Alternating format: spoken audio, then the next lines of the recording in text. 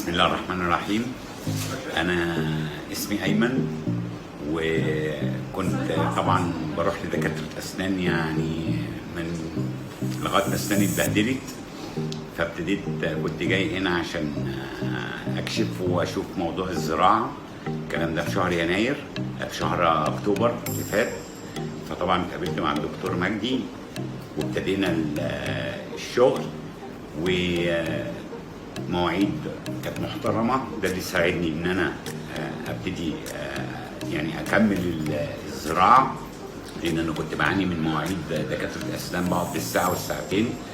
فكان هنا المركز ما شاء الله الساعه 1، يعني الساعه 1 و5 1 و5 ابتديت وكملت. وطبعا يعني كان في فرق رهيب بين كل مرحله بعملها لغايه ما المرحله انتهت خالص. ويعني يمكن يكاد يكون ما حسيتش بيها، هي المده طويله لكن خدت وقتها، لان انا زراعه السنان كلها، مش سنه ولا 2 ولا 3.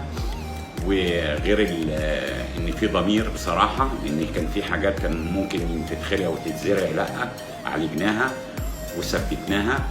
وانا دلوقتي خلاص ركبت، وبقالي حوالي بتاع شهر او شهر ونص، بس جيت عشان كنت بشيك عليه وبيلمعها لي. فطبعا ما ينفعش ان انا امشي وما اقولش كلمه. وانصح اي حد بجد بجد ما يتعاملش مع اي مركز ما يعرفوش يعني، او لسه هيجربه. لان طبعا انا كنت فاكر ان انا هركب في شهر ولا في اسبوعين زي ما بشوف التلفزيون وامشي. لا طبعا دي مراحل عشان يعني السنه تعيش وتبقى تتعالج كويس.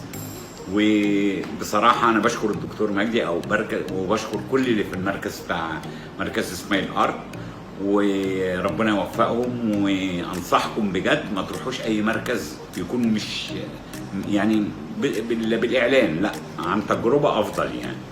وربنا يوفق الكل ان شاء الله. وبشكر الدكتور مجدي جدا، وبشكر الجماعه كلهم اللي في المركز، وربنا يوفق الكل ان شاء الله.